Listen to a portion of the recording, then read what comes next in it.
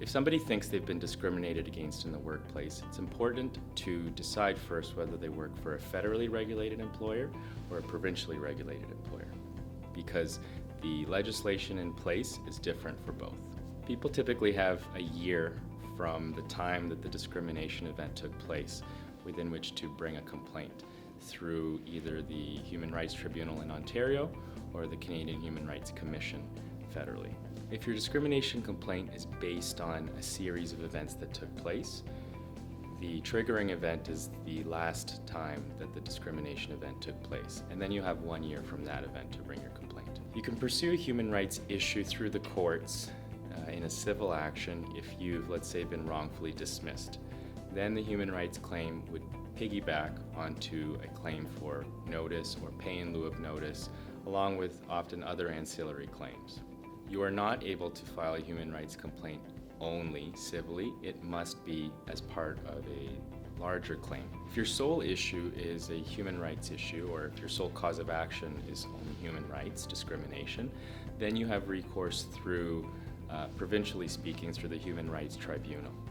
You can file an application for human rights discrimination.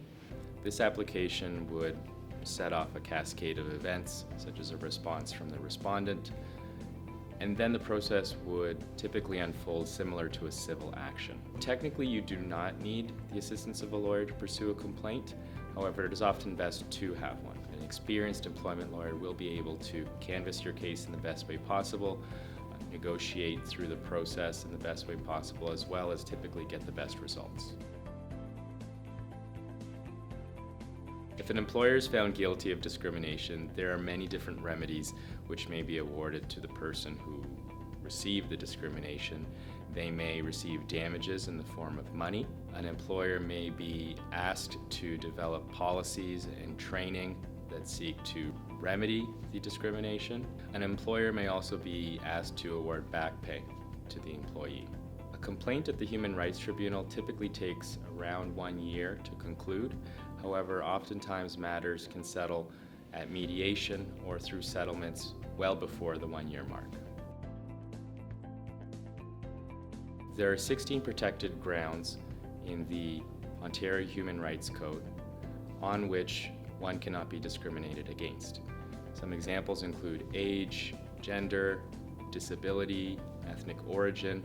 These protected grounds are mimicked as well at the Canadian Human Rights Act, which is the federal equivalent of the Ontario Human Rights Code. One common defense to an allegation of discrimination is that reasonable accommodations were made by the employer to try and accommodate the employee.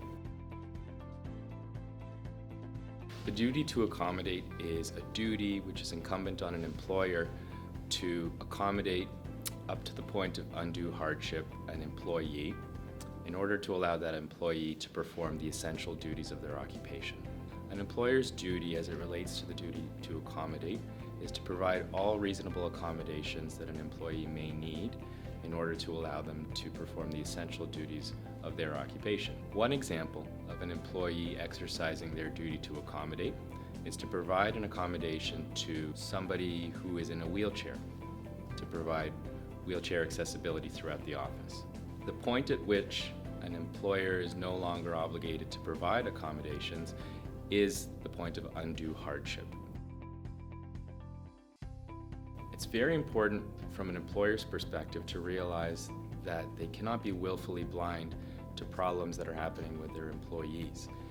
If they notice that there may be a problem that's preventing an employee from performing the essential duties of their occupation, they may have what's called a duty to inquire, which is the precursor to the duty to accommodate.